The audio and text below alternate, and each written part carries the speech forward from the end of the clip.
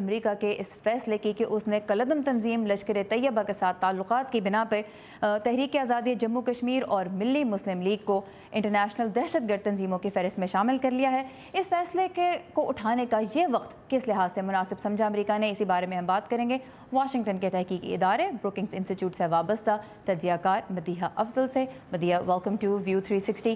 ہم دیکھ رہے ہیں آج کل میں ایلس ویلز جو کہ assistant under secretary of state ہیں, وہ ساؤتھ ایشیا کے لیے, وہ پاکستان کا انہوں نے دورہ کیا. بہت اعلیٰ سطحی ملاقاتیں دونوں سائٹس پہ ہو رہی ہیں.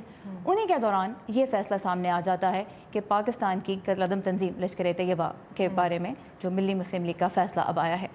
ٹائمنگ کے بارے میں آپ کیا کہیں گی, کیا پیغام ملتا ہے اس سے پاکستان کو؟ امریکہ جب سے ٹرمپ ایڈمنسٹریشن آئی ہے سکسیسولی اپنا پریشر پاکستان پہ انکریز کر رہے ہیں اینڈ اور وہ ریزلٹس دیکھنا چاہتے ہیں at every instance. And so ابھی یہ جو افغانستان کے ساتھ پیس ٹاکس میں پاکستان اور افغانستان کی آپس میں بات کرانا چاہتے ہیں, اس میں وہ پاکستان کی کمٹمنٹس چاہتے ہیں ایکسٹریمزم اور ٹیررزم کے فرنٹ پہ, نہ صرف حقانی نیٹ ورک یا افغانستان طالبان کے ریفرنس سے بٹ آلسو لشکر طیبہ کے ریفرنس سے. اور یہ ڈیکلریشن سرٹنلی اس پریشر کے لیے ہے.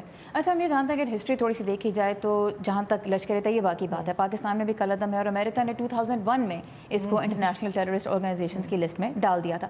پھر ہم نے دیکھا کہ فلاح انسانیت فاؤنڈیشن کے نام سے, جماعت الدعوہ کے نام سے اور ناموں سے یہ سامنے آتے ہیں. اور جو امریکی محکمہ خارجہ نے کل بھی اپنا پیغام دیا, اس میں یہی کہا کہ یہ جس بھی نام سے سامنے آئیں گے ہم ان کو کلیمپ ڈاؤن کرنے کی کوشش کریں گے. کیا وجہ ہے کہ پاکستان میں یہ مختلف ناموں سے سامنے آتی رہتی ہیں؟ پاکستان الاؤ کرتا ہے اس کو مختلف ناموں سے سامنے آنے کے لیے. کیوں, کس کا مفاد ہے اس میں؟ اس میں دیکھیں, پاکستان نے تھرو دا لاسٹ 25 سے پلس ایئرز ایکچولی سنس 1990 الاؤ کیا ہے لشکر طیبہ, جیش محمد, یہ آرگنائزیشنز جو کہ کشمیر میں فائٹ کر رہی ہیں ٹو فنکشن. بیسکلی یہ ایک سوشل پولیٹیکل ملیٹنٹ اینٹیٹیز ہیں.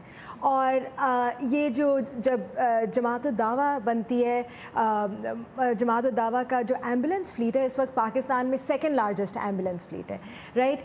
جب کشمیر ارتھ کوئک کے بعد ایفرٹس فلڈز بہت آگے ہیں.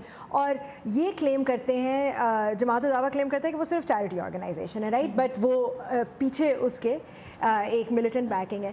تو یہ جو لوگ ہیں, پاکستانی عوام ہے, اس کو کلیئر نہیں ہے کہ کیا ہو رہا ہے ایگزیکٹلی, بیکاز وہ اس کی صرف چیریٹی فرنٹ دیکھتے ہیں. لیکن اب ہم یہ دیکھ رہے ہیں کہ پچھلے کچھ عرصے سے پاکستان کی گورنمنٹ نے ان کی جو چیریٹی سروسز ہیں ان پہ بھی کلیمپ ڈاؤن کیا, ان کو بھی گورنمنٹ کے کنٹرول میں لیا گیا. تو ایک طرح سے دیکھا جائے تو پاکستان کی حکومت جو انٹرنیشنل پریشر ہے اس پہ رسپونڈ تو کر رہی ہے, لیکن دوسری طرف ہم پھر دیکھتے ہیں کہ عدالتوں میں کیا کارروائی جاری ہے. جب حافظ سعید عدالت میں جاتے ہیں تو ان کے وکیل کہتے ہیں کہ یہ انٹرنیشنل پریشر, خاص طور پہ امریکہ اور بھارت کے پریشر پہ پاکستان یہ کر رہا ہے. اور ابھی ہم دیکھ رہے ہیں کہ لاہور کی ہائی کورٹ نے وفاقی اور صوبائی حکومتوں سے کہا ہے کہ وہ ایکسپلینیشن دیں. 27 اپریل کو حکومت کے وکیل اس کا جواب دیں گے. عدالتیں ایک فیصلہ دیتی ہیں, حکومت جو ہے وہ انٹرنیشنل پریشر پہ رسپونڈ کرنے کی کوشش کرتی ہے. کیا راستہ پہ رہ جاتا ہے حکومت کے پاس؟ حکومت انٹرنیشنل پریشر پہ ایک سرٹن پوائنٹ تک رسپونڈ کرتی ہے, اس سے زیادہ نہیں کرتی ہے, اور یہ سارے ڈیسیجنز ہمیشہ ریورسیبل ہوتے ہیں. تو تھوڑا سا رسپونڈ کرتی ہے اینڈ یٹ اتنی روم دیتی ہے اس آرگنائزیشن کو فنکشن کرنے کے لیے کہ وہ اپنا ایک اور نام بنا لیتی ہے, اپنی ایک اور پرسونا بنا لیتی ہے, ایک اور فرنٹ بنا لیتی ہے.